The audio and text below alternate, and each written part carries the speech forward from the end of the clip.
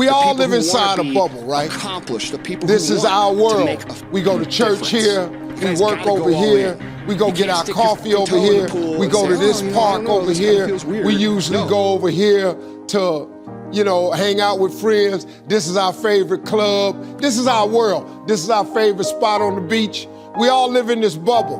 What you gotta do to get the life that God wants you to have, you gotta put more air in your bubble. You got to blow your bubble up. Expand yourself. Take yourself out your comfort zone. Do not live in your bubble. Put some more air in your bubble. If you stay in your comfort zone, that's where you will fail. You will fail in your comfort zone. Success is not a comfortable procedure.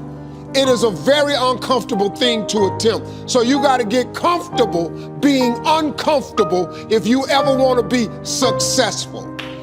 Start putting some pressure on. Put some pressure on yourself. Get out here and get about it. Look, I'd love to sugarcoat this thing for you. I'd love to tell you, look, you can go out here and get rich, do a couple of things. They ain't happening. Rich people don't sleep 8 hours a day.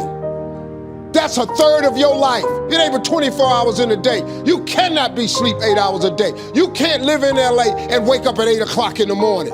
It's 11 o'clock on the East Coast. The stock market been open 2 hours. They already making decisions about your life and your ass was asleep.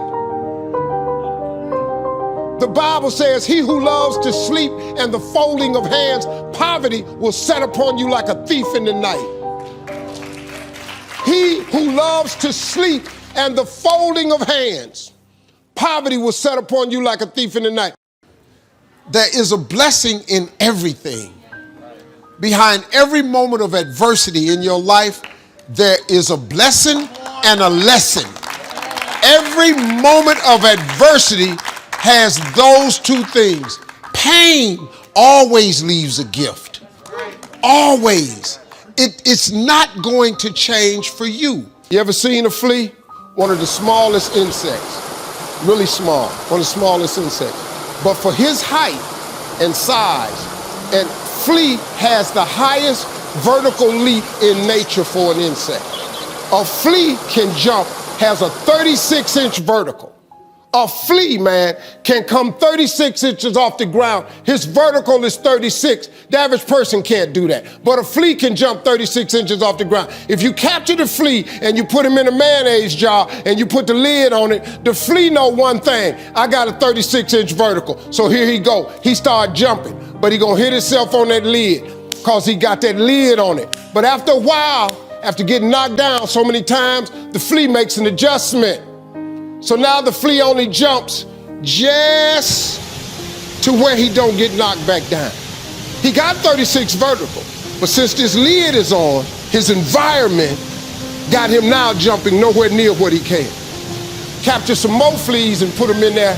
They got 36 vertical, but then they start jumping. They find out they keep getting knocked down. They start doing what the other fleas is doing. Next thing you know, got a jar full of fleas in there, ain't even using a 36-inch vertical because they got a lid on the jar. Them fleas have babies. Them babies is born into the conditions of the environment. So now guess what? The flea is born with a 36-inch vertical, but because he see his mama and daddy and all his cousins and friends jumping just barely to the roof, you know what he do? He duplicates that behavior. The flea never reaches his potential. Until you take the top off of your mayonnaise jar, you're gonna duplicate your surroundings. If you take an oak tree seed and you put it in a 2-foot pot, that seed will never become the oak tree that oak trees are capable of becoming because it's gonna get stifled by the 2-foot pot. Now check this out, ain't nothing wrong with the seed. The seed just fell prey to the environment. Don't you allow your environment to dictate the oak tree that you become. Because ain't nothing wrong with your seed. All of y'all got this wonderful gift that he gave you at birth.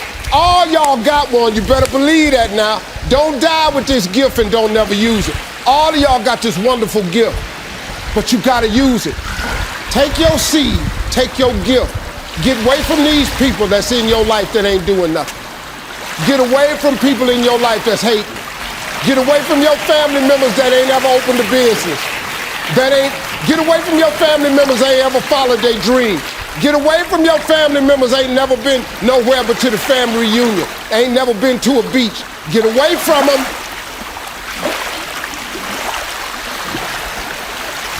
Shattering expectations, unlocking potential, succeeding in ways no one thought was possible. I'm not talking about pro athletes. I'm talking about you.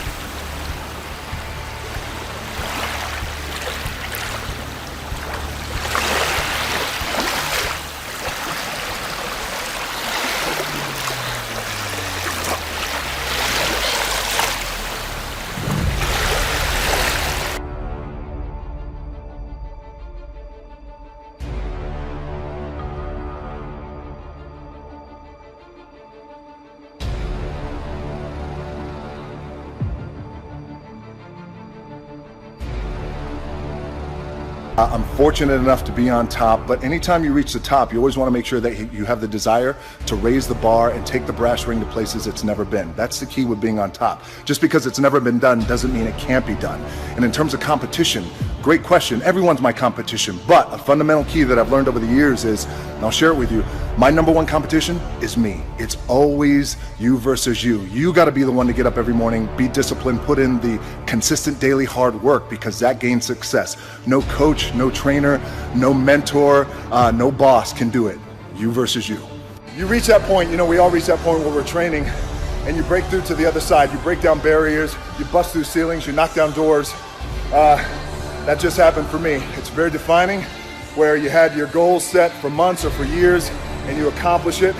I made a promise to the Fast and Furious franchise, to myself, that for this Hobbs spinoff, the Fast and Furious spinoff with Jason Statham, I was coming in the best shape of my life. And today was a breakthrough day. Look, I've been slinging iron since I was 13, ever since we got kicked off the island of Hawaii for not being able to afford to pay rent while I was crying. I have no place to live. I told myself, shut up, stop crying like a little bitch. Get in the gym and make something of yourself. That's why I need therapy. Break through to that other side. Come on. Today, very intense workout, hardcore, very heavy. Creating and destroying, breaking down and building up that very dense, thick muscle. All this is fake sweat, by the way. I just poured water on my head. I want to share a sentiment with you that I just heard from a very good friend of mine. His name is Phil Heath. A lot of you guys out there know he is the reigning Mr. Olympia heavyweight, and will go down in bodybuilding as one of the greatest of all time, possibly the greatest of all time. We always talk about hunger and how you always want to outwork your competition regardless of how successful you may be lucky enough to be. You want to be hungry. If you know what it's like to be hungry, you'll never be full. He said it's one thing to be hungry, it's another thing when you're starving for greatness and starving for success. And I love that because it immediately clicked. It's in my DNA. I know what it's like to operate every single day, regardless of the success that I've been a lucky son of a bitch to achieve. I operate every day as if I'm starving, so keep starving and keep pouring fake sweat on your body. The first philosophy that I want to share with you guys in our big Forbes takeover is the power of choice. Life is about choices. We're making choices every single day, some big choices, some little choices, but oftentimes it's the big choices that can be scariest because we know the ramifications are hardcore if it goes south and it doesn't work out. So in my case, 10 years ago, I was told, if you want to make it in this business, you got to be like Tom Cruise and Will Smith. They're the two biggest movie stars on the planet. And that just didn't sit right with me in my gut. And I thought, well, I can't be like anybody else. I got to be myself. And I made a choice not to be like those guys and be myself. And by the way, there was no blueprint. That's why it was so scary. It's not like, okay, well, here's the blueprint for the half black, half Samoan pro wrestler who was throwing around 300-pound men for a living. 10 years later, things have worked out and I'm enjoying some good success today. But it was the power of that choice that changed my career.